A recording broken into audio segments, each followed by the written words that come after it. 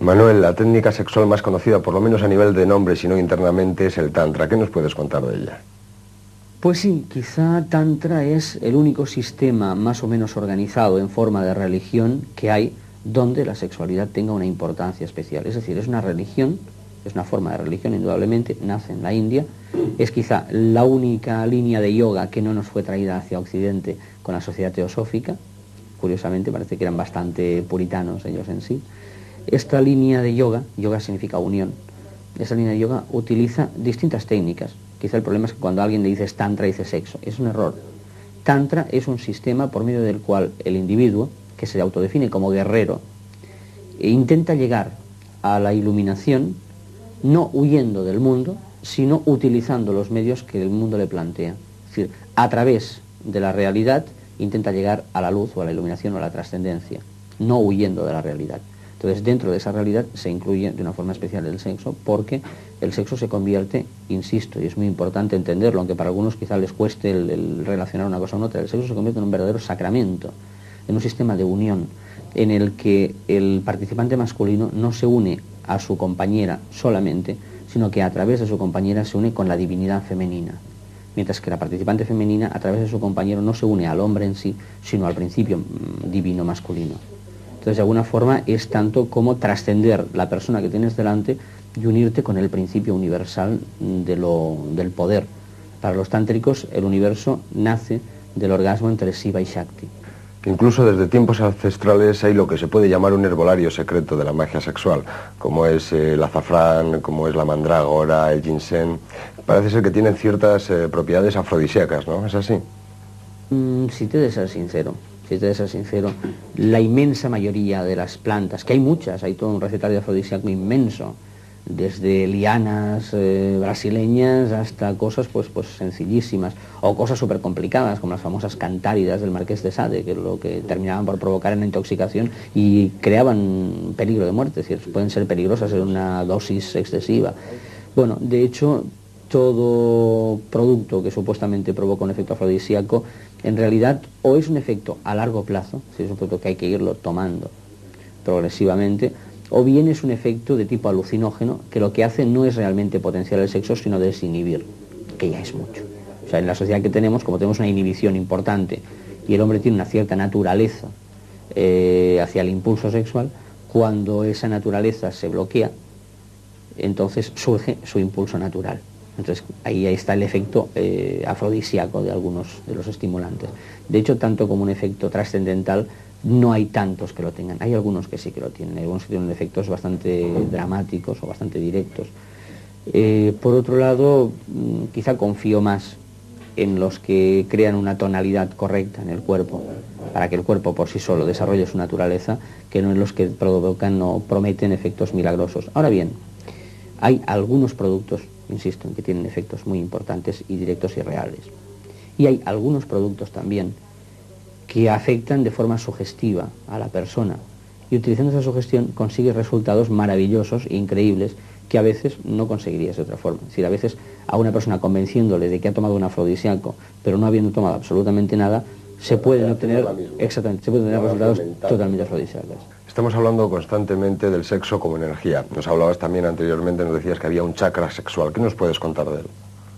Bien, en toda la corriente oriental, de hecho desde la India, desde el sistema tántrico, donde nos viene la idea de chakras, la idea de la serpiente de fuego, Kundalini, que asciende desde el chakra genital hasta el chakra coronario, en lo alto de la cabeza. Esta zona, esta base del chakra genital o chakra sexual, se encuentra precisamente en la zona de los genitales. En esos genitales se dice que está enrollada la serpiente de fuego, dormida, esperando a ser despertada, y cuando despierta comienza a ascender por el centro interior.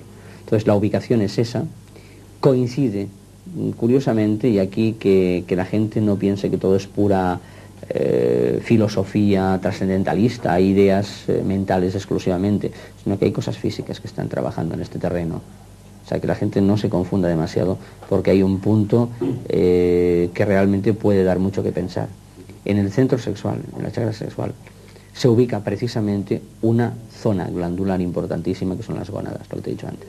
Entonces, en esta zona no es que se origine el despertar de la serpiente de fuego en forma teórica, sino que realmente en esta zona es donde se activan todos los procesos hormonales que activan la sexualidad del individuo. Es decir, hay un fuego real ubicado allí. Y lo cierto es que hay procesos relacionados con esas hormonas que afectan a la composición de nuestro organismo, que afectan a nuestra mayor vitalidad, es decir, mayor cantidad de fuego, o menor vitalidad, menor cantidad de fuego. Es curioso observar que las personas que tienen una sexualidad un poco activa, un poco fuerte, son personas hiperactivas, son personas que tienen mucha energía.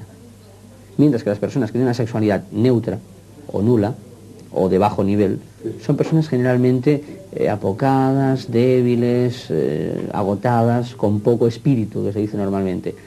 Con una puntualización: las personas hiperactivas pueden practicar la sexualidad abiertamente o pueden no practicarla. Así que aquí alguien me puede decir no, porque yo conozco a una persona que no ha practicado el sexo durante muchos años y es hiperactiva. Cuidado, porque el tener una fuerte sexualidad y no usarla no significa que no se sea hiperactivo a nivel sexual. Significa simplemente que estamos canalizando de otra forma esa energía.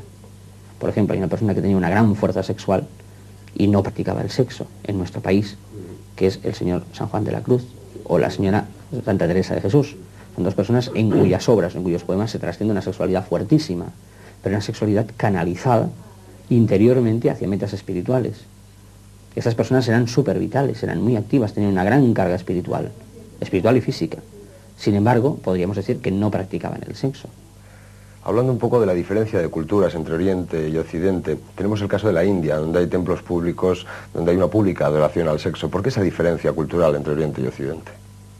Bueno, de entrada no es que sean templos públicos de adoración al sexo, sino que el sexo forma una parte más de los templos de adoración. Es decir, no es que realmente se adore al falo tan directamente, forma parte de su cultura, pero forma parte normal de su cultura. Incluso aquí en Occidente, de hecho, hasta que entró el cristianismo, hasta que entraron todas las corrientes judio-cristianas, de hecho, existían templos donde se adoraba, por ejemplo en Roma se adoraba a Príapo, y la adoración de Príapo era una adoración de un falo, literalmente. Hay muchos dioses del Próximo Oriente y de Europa mismo que son itifálicos, es decir, que se presentan con el falo erguido. Hay muchas diosas que se presentan con los senos descubiertos. Ishtar misma es representada con multitud de senos, es la de los muchos senos, los muchos pechos, para que nos entendamos. Y bueno, de alguna manera se hacía una ostentación clara de su sexualidad. Lo que ocurre es que bien, el poder sexual sí era importante en la antigüedad y se valoraba. Incluso hay cultos antiguos en nuestra Europa, cultos de línea céltica o cultos de tradición lunar, por ejemplo, que contemplaban la existencia de unas sacerdotisas que eran vírgenes y prostitutas sagradas. Un término que parece un poco contradictorio. De hecho, el problema es porque el término virgen no significaba, como hoy, casta o que no ha tenido unión sexual, sino que virgen significaba que no es propiedad de nadie. O sea, la mujer que es dueña de sí misma. Hay otra frase, otra cita muy conocida del mago Jefa, que yo estoy seguro que va a causar sorpresa. Dice que el hombre al orar invoca a Dios, pero al unirse sexualmente se convierte en Dios. ¿Se puede llegar a Dios por medio del sexo? De hecho, yo haría una pregunta ante ese comentario, y es una pregunta que cada cual debiera contestarse a su manera. ¿En qué momento estamos más cerca de la divinidad? ¿En qué momento estamos más cerca de la fusión, del desaparecer como seres y encontrarnos con ese éxtasis parecido al que dicen experimentar los místicos, que en el instante puro del orgasmo compartido? O sea, realmente no hay otro momento de nuestra vida en el que estemos más cerca de lo máximo, de lo glorioso. Manuel, podríamos estar horas hablando de este tema, pero el tiempo en televisión sabes que es muy limitado. ¿Qué libro recomendarías a nuestros amigos para seguir profundizando en este mundo de la magia sexual? Quizá, bueno, como comentábamos antes, uno que puede ser interesante para empezar a enterarse de algunas cosas puede ser el de Magia Sexual Positiva, de Luz de Saihan. Además, curiosamente, es uno de los pocos que ha sido escrito por una mujer. Pues muchísimas gracias, Manuel, por haber estado con nosotros. Gracias a vosotros y espero que haya sido útil. Por supuesto que sí. Esta ha sido nuestra entrevista sobre ese desconocido campo, la magia sexual, con Manuel Seralcoca.